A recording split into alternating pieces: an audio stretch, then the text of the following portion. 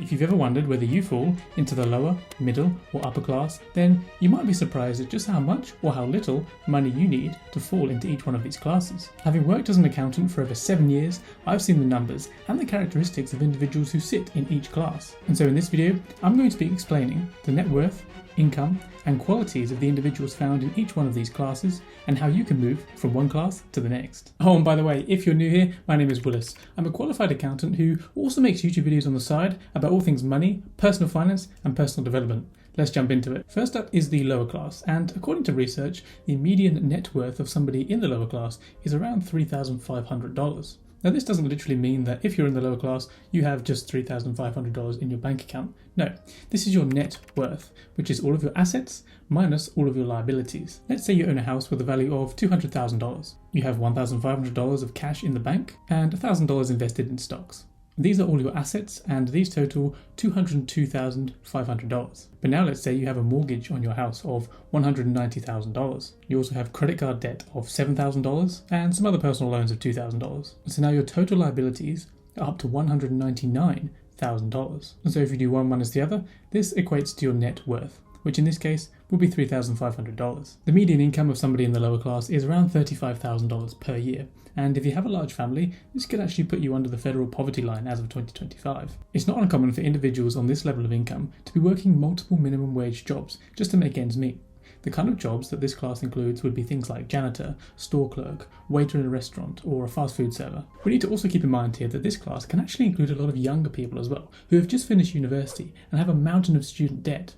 Their net worth can actually be negative, meaning their liabilities outweigh the assets that they own. When on $35,000 a year, rent, groceries, and transportation can take up a lot of income, and so it's very difficult to save on this level of income. And what makes this worse is that for a lot of people that don't have very much cash in savings, they might have to dip into payday loans or take out credit cards just to pay unexpected expenses, like a broken down car or a broken boiler. And research has actually shown that most Americans can't actually cover a $400 unexpected expense without going into some kind of debt. And so how do we move up one class from the lower class? Well, this is challenging on this level of income, but the key here is to ruthlessly cut your expenses. You need to be keeping track of all of your spending here and cut out anything that's more of a want than a need. Wants include things like fast food takeout, random vacations, or subscriptions that you no longer use. And so once you've got your spending under control, the next step here is to build an emergency fund. What's an emergency fund, you might ask? Well, an emergency fund is essentially a big pile of cash that you keep in an easily accessible, high-interest bank account that you can draw upon in the event that there is an emergency in your life and you need to cover some unexpected expenses. Ideally, your emergency fund should cover at least 3 to 6 months of living costs in the event that you were to lose your job and you had to use this money to live off for a few months. So the next class up is the middle class, and the middle class is pretty wide, so we're going to split it into 3 different categories here. We have the lower middle class, the middle class, and the upper middle class. 52% of Americans think that they're in the middle class, with 38% saying middle class and 14% saying upper middle class. So you can see this is a big area. Starting with the lower middle class, the median net worth here is around $45,000 and the median income is around $44,000. Although the median income in the lower middle class is not that much higher than it is in the lower class itself, there's a massive jump in net worth. People in the lower middle class generally have a lot more financial comfort than people in the lower class, but there is still a bit of pressure to make ends meet on a monthly basis. And many individuals in this class can really only save a little bit every month. The lower middle class contains lots of blue collar workers like truck drivers, construction workers, as well as lots of younger people who are early in their career and pretty fresh out of university. Moving up from here will take some work, but if you're saving well and have an emergency fund, then the key here really is just to avoid lifestyle inflation. Lifestyle inflation is essentially where your income increases and therefore your expenditure also increases to meet that new level of income, which ultimately of course means that you're actually no better off because your expenses have just increased by the same proportion as your income. And this is really a sticking point for the middle class because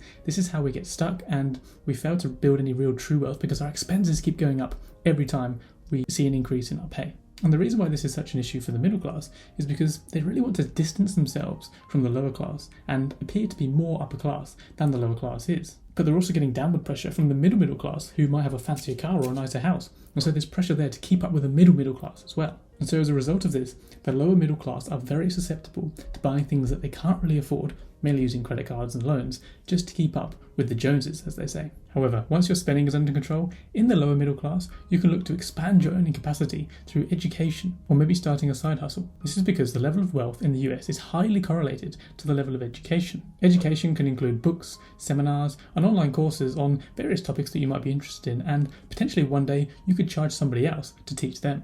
Next up is the middle class. The median net worth in the middle class is around $105,000 with a median net income of $60,000. Generally, the middle class is dominated by white-collar workers such as accountants, IT specialists and consultants, but it does also include some more specialized blue-collar work such as electricians or plumbers. The middle class generally have more investments than the classes below them. Their largest investment, if you can call it that, is their home. The middle class are much more likely to own their own home, and this ultimately distances them in terms of their net worth from the lower middle class and the lower class. This is because property prices have steadily increased over time, and so homeowners have seen an increase in the value of equity that they hold in their homes. And so if you're wondering what equity is essentially the difference between the value of a house and the underlying mortgage that you have against that house.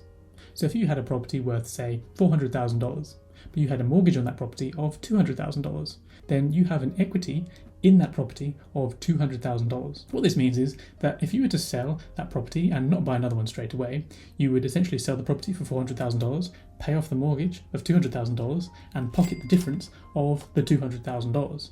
Minus, of course, any transaction fees. And of course, the average net worth of people who own their own home is vastly superior to those who just simply rent. And so how do we move on to the next class above the middle class? Well, the key here is to try and reduce our tax bill as much as possible. Legally, of course. You see, the problem is, as you advance your career in your well-paid, well-benefited white-collar job, your income will start to increase. As your income increases, so does your tax bill. And unfortunately, the single greatest expense that all of us will face throughout our lifetime is tax. But luckily for us, there are many ways that the average person can reduce their tax bill legally. We can make use of ISAs in the UK, Roth IRAs in the USA, or through investing in real estate, which comes with various tax advantage benefits, mainly through the use of deductible expenses, which you are then taxed on after deducting those expenses, meaning your taxable income, and therefore the amount of tax you have to pay, is lower. Next up is the upper middle class. The average net worth of individuals in the upper middle class is $201,000 with a median income of $115,000 per year. This group generally has higher education such as college degrees and therefore can hold much more senior corporate positions. These can include things like senior managers and leadership roles within corporations and things like architects and quite specialized positions such as this. This group has also spent their lifetime building other streams of income, and so they have other sources of passive income that are adding to their salary on a monthly basis. This tends to come after years of patiently investing in the stock market, retirement plans, as well as investing in real estate as well, so they might hold one or two investment properties. Some people in this class can take advantage of their high salaries and use this cash to save and invest in the stock market. However, others still report living paycheck to paycheck despite being on quite a high salary because of their spending habits. And this is what ultimately leads to high earners still living paycheck to paycheck. However, those who can control their spending can upgrade their lifestyle somewhat while still saving and investing for their future. The upper middle class who can control their spending can invest in things like cleaners and buy organic-only food and things like that improve their life but don't necessarily break the bank. Next up is the lower upper class, and this is where the numbers start to get quite big. And so the average net worth here is just over $1 million, and the median income is $189,000 per year. And there's quite a large jump here between the upper middle class and the lower upper class, because the middle class is actually shrinking over time. What this means is that the lower and upper classes at both ends were expanding, therefore widening the economic divide. The lower upper class generally has college degrees at a minimum and holds leadership positions in corporations or in a professional capacity. This includes things like high-up doctors, lawyers, or senior managers within large companies. And the good news is that most people can actually break into this category through good financial habits